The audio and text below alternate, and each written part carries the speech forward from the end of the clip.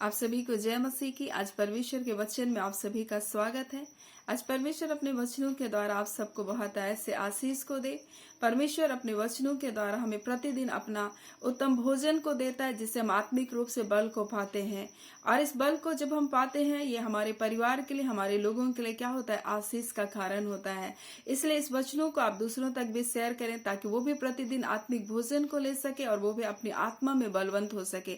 हम शरीर को तो रोज दिन प्रतिदिन भोजन खिलाते हैं ताकि हमारा शरीर स्वस्थ रहे, हम शरीर के लिए अच्छा भोजन करते हैं, लेकिन हम आत्मा को कभी कभी हम ऐसा होता है कि हम अपने व्यस्त समय में हम अपने आत्मा को भोजन खिलाना क्या करते हैं, बंद कर देते हैं। इस कारण जब दुख और मुसीबत आता है तो वो हमारे आत्मा में हम क्या कर जाते हैं, हार मान जाते हैं। लेकिन परमेश्वर का वचन हमें आत्मिक रूप से बल को देता है।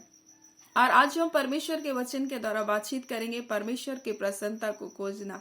आज बहुत सारे लोग मनुष्य की प्रसन्नता को खोजते हैं, मनुष्य को प्रसन्न करने में लगे हुए हैं, लेकिन परमेश्वर का वचन हम देखेंगे कि परमेश्वर किन बातों से प्रसन्न होता है।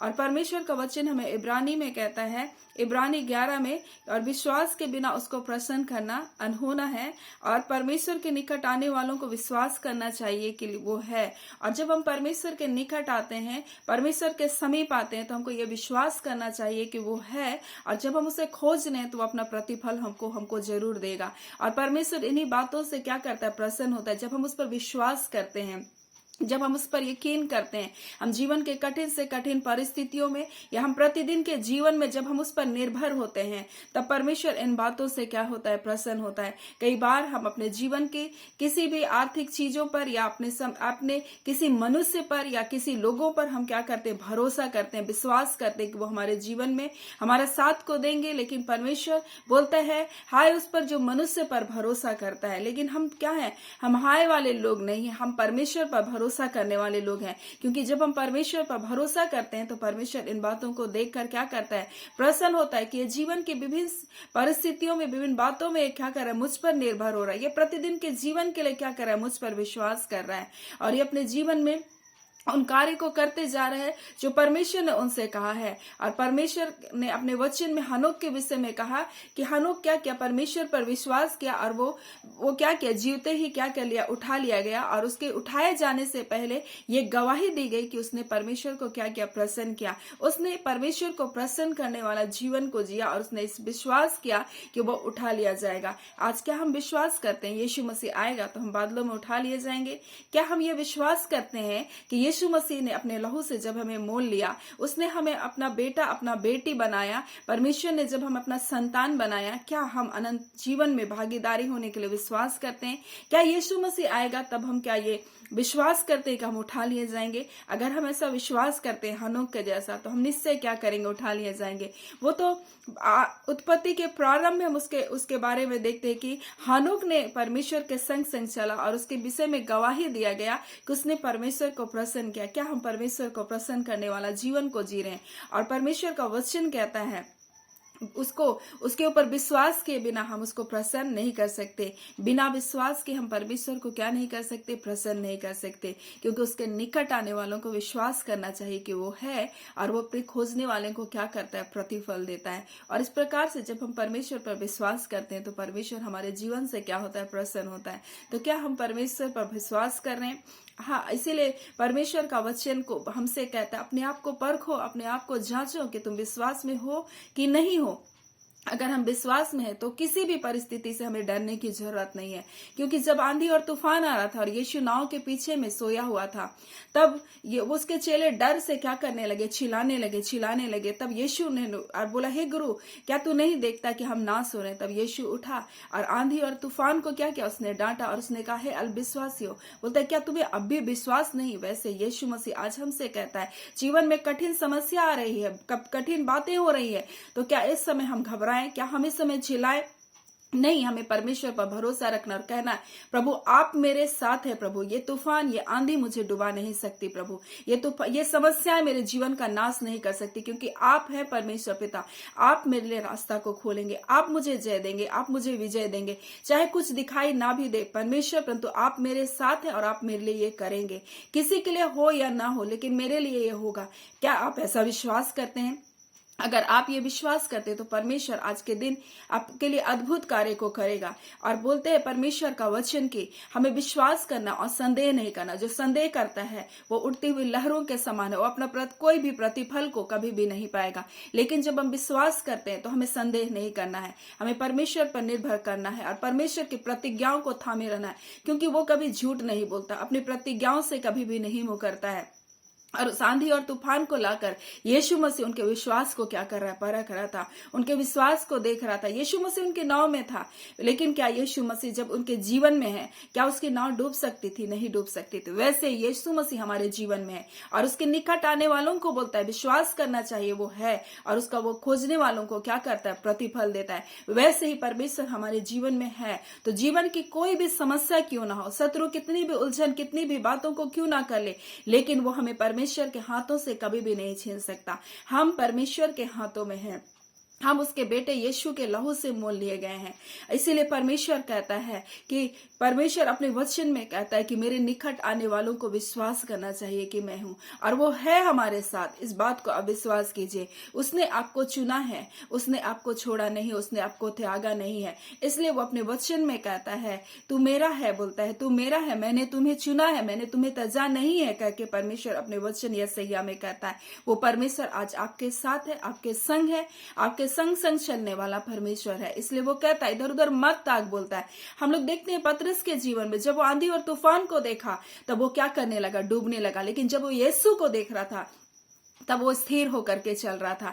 वैसे ही आज जीवन में हमें यीशु को देख करके चलना है। अगर हम संसार को देखेंगे, संसार की उठती हुई लहरों को देखेंगे, लोगों को देखेंगे, लोगों की बातों को देखेंगे, संसार के शब्दों को सुनेंगे, तो हम क्या करेंगे? हम भी डगमगाएंगे। लेकिन जब हम परमेश्वर के वचन को देखेंगे, क्योंकि ये वचन ही है जो हमारे विश्वास को क्या करता है? बढ़ाता है। बोलता है सुनना मसीह के वचन के द्वारा है, बोलता है, और ये वचन ही हमारे अंदर में क्या उत्पन्न करता है? विश्वास को उत्पन्न करता है। और परमेश्वर हमारे हृदय में अपने वचन के द्वारा विश्वास उत्पन्न कर। जब हम संसार के शब्दों को सुनते, संसार के शब्द हमें तोड़ते, लेकिन जब हम परमेश्वर के वचन को अपने हृदय में ग्रहण करते, इसलिए उसका वचन कहता है कि परमेश्वर के वचन को अधिकार से अपने हृदय में घर करने दो। बोलता है जब ये वचन हमारे जीवन में रहेगा, संसार की बातें, संसार की लोगों की शब्द या परिस्थितियां हमारे जीवन में, हमारे अंदर में नहीं आ सकती। जब हमारे अंदर में शांति होती है तो ये शांति शैतान के सिर को क्या करती है? कुचलती है, और परमेश्वर हमें बड़ी विजय को देता है। और परमेश्वर के निकट आने वालों को, परमेश्वर को खोजने वालों को ये जानना चाहिए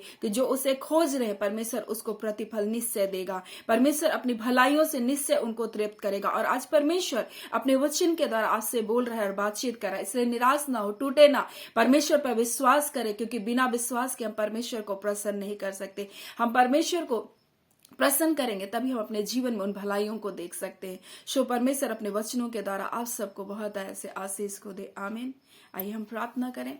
प्यारे पिता परमेश्वर, हम प्रभु यीशु के नाम से पिता आपके निकटता में, आपकी हुजूरी में आते हैं पिता।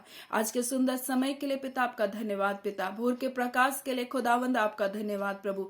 राजाओं के राजा, प्रभुओं का प्रभु तू है प्रभु जी। सर्वशक्तिमान परमेश्वर तू है प्रभु जी। आदि और अंत तू है प्रभु। अल्फा ओमेगा तू है प्रभु जी। हाँ पिता परमेश्वर, शुरू तू है प्रभु जी और अंत भी तू ही है खुदावंद परमेश्वर पिता।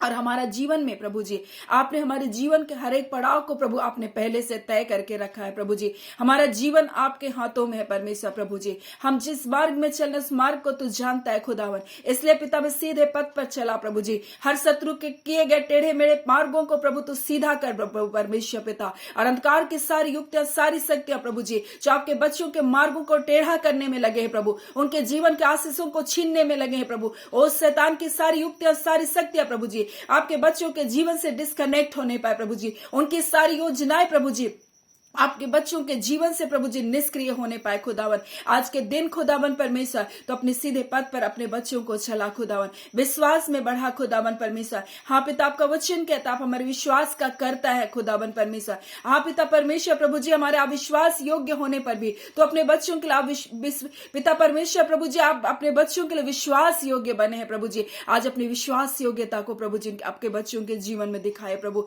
आप अपनी भलाइयों को अपने बच्चों के जीवन में दिखाइए प्रभु। वो विश्वास में कमजोर है खुदावन, आप उनके विश्वास को बढ़ाइए खुदावन परमेश्वर, ताकि प्रभु आपके नाम की महिमा कर सके खुदावन परमेश्वर।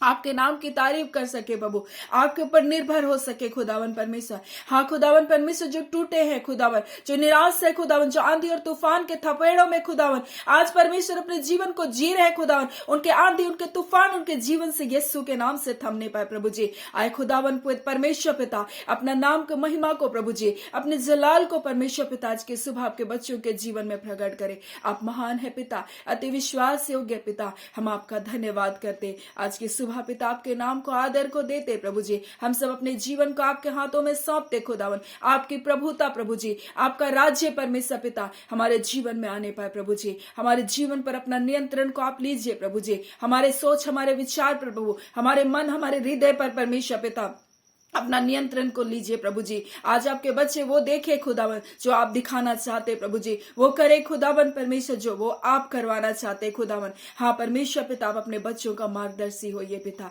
आप अपने बच्चों को सीधे रास्तों पर चलाइए। आज के वचन के लिए पिता आपका धन्यवाद करते पिता, आज के दिन के लिए पिता आपका धन्यवाद करते प्रभु। तमाम आशीष भलाई सुरक्षा प्रभु जो आज के दिन आप अपने बच्चों को दिए हैं पिता, इन बातों के लिए आपका धन्यवाद करते। और धन्यवाद के साथ प्यारे पिता, ये प्रार्थना आपके बेटे यीशु के नाम से मांगते हैं, दया सुन अनुग्रह से ग्रहण कर लीजिएगा। आमीन। परमेश्वर आप सबको बहुत ऐसे आशीष को दे। आमीन।